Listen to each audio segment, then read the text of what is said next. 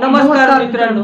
तर मित्रांनो, big boss मध्ये काय चाललेलं आहे का? बिग बॉस मध्ये ते फक्त प्रभूलाच अंडे भेटतात, विशालला भेटत नाही, की विशालला अंडे भेटतात ते प्रभूला भेटत नाही. कारण की त्या विशालने इतकं त्या प्रभूच्या मागं रामायण लावलं. ते पण जेव्हा राखी येईल होती तेव्हा राखीने सुद्धा ते ऐकलेलं होतं आणि राखीने आज ते बोलून पण दाखवलं आणि ते अंडे रिटर्न करायला लावले.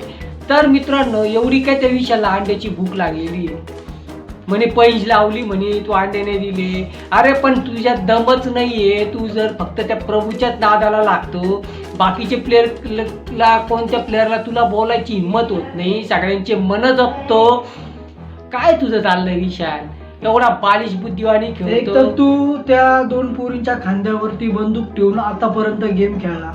त्याच्यानंतरून तो रोशनला तर आम्ही नंतर पुढची व्हिडिओ बनवणारच आहे की रोशन त्या विशालच्या नादी लागून बॉडी बिल्डर असून तो उपयोगाचा नाही.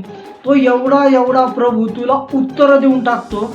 त्याच्यानंतरून तू काय म्हणतो की पहिले या प्रभूचा नंबर लागला पाहिजे, हा पहिले बाहेर काढला पाहिजे, म्हणून त्याच्या मागे तू त्या अंड्यांवरनं लागला होता का? काय तुला जे अंडे पाहिजे होते ते दिलेच त्यांनी तुला. आणि मेन म्हणजे तू ते नॉमिनेशनच्या वेळेस पण त्या अंड्याचाच मुद्दा काढत होता. अरे तुला एवढी भीक लागली का? तुला बाहेर अंडे खायला भेटत नाही का? असं काय रे अंड्यांमध्ये एवढं? तू जिंकला म्हणे अंडे, तू अंडे जिंकला. त्याच्यावरनं तो आता तो लहान प्रभू तर एखादा व्यक्ती म्हणतो जाऊ दे, समजदारपणा दाखवायचा, चांगुलपणा दाखवायचा, तर तू काय त्याला म्हणतो अंडे दे. हाच तुझा चांगुलपणा आहे का? तू आम्हाला दाखवतो की मी खूप सत्यवान आहे, मी हरिश्चंद्र आहे, मी असा व्यक्ती आहे की मी कोणावर अन्याय होऊन देत नाही. आणि आता तू त्या प्रभूकडनं 15 अंडे घेतले, तू करणार काय?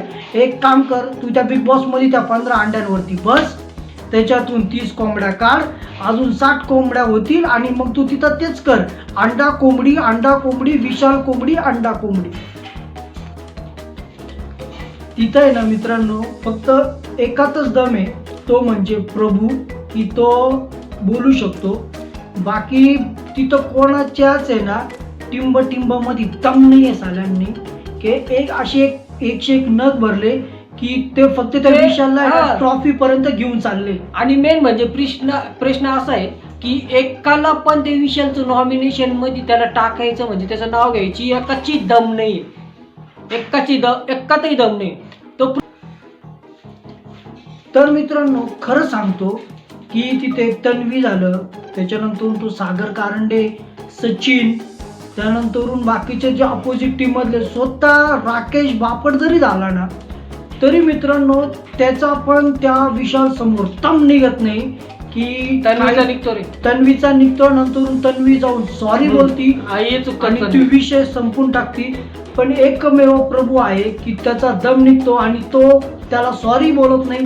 त्याच्यानंतर जे परफेक्टली त्याला टोले देतो त्याच्यावरनं त्याची सटकती आणि त्याची तो लायकी काढतो. म्हणून प्रभूकडनं तो 15 अंडे मागत होता आणि ह्या अंड्यांवरनं प्रभूने जे आज राखी सावंतने निकाल लावला आणि त्यानंतरून त्याला ते 15 अंडे दिले. त्याच्यावरनं आता प्रभूला तो बोलू शकत नाही, पण प्रभू नंतरून त्याचे बदला घेईल. बघा मित्रांनो, प्रभू असा त्याला ऐकवल आणि त्याच्यातच दम आहे. तर मित्रांनो, ह्या गोष्टी पण आहे. आणि त्यानंतरून विशालचा जो गेम आहे तो सगळ्यांना गोडीमध्ये घेऊन पुढे जाण्याचा गेम दिसतोय, पण तिथे एकमेव तो प्रभू त्याला नडतोय.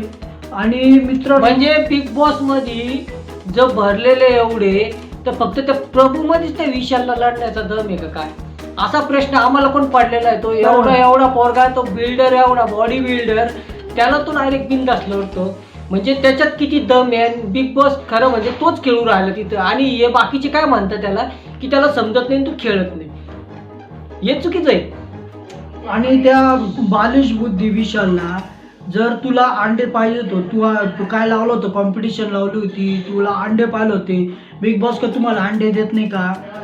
त्याच्यामुळे त्या अंड्यांमुळे माझं असं मत आहे की मित्रांनो, की एखादा व्यक्ती नाही किती लालची असू शकतो की एखाद्या लहान मुलाकडनं अंडे मागून घेतो आणि मी कॉम्पिटिशन लावलो. आणि मेन म्हणजे मित्रांनो, त्याला एवढं पण नॉलेज नाही. त्याचं वय आहे पार 49 का 42, कोणी म्हणते 49, कोणी म्हणते 42, खरं तर काय माहित नाही. त्या एवढ्या याच्यातच कोणतं तरी आहे. तो जर या 20 वर्षाच्या 19 वर्षाच्या मुलाला एवढा तो भांडतो राहिला, मग ते विशालच्या पण गांडीत दम नाही, विशाल मध्ये पण दम नाही का की त्यांनी दुसऱ्या संगती भांडावा. त्याला हा. सचिन दिसत नाही, सागर मी तेच रोशन बोलतोय. दिसत नाही, सागर दिसत नाही, आणि रोशनला तर त्यांनी काबूच करून घेतलेलं आहे. आणि बिग बॉसनी तर यावेळेस सगळेच फट्टू आणलेले असं मला वाटायला लागलेलं आहे. फक्त एकमेवच आहे की तो प्रभू आहे की तो बिंदास लढतो आणि बिंदास खेळतो, त्याच्यातच दम आहे.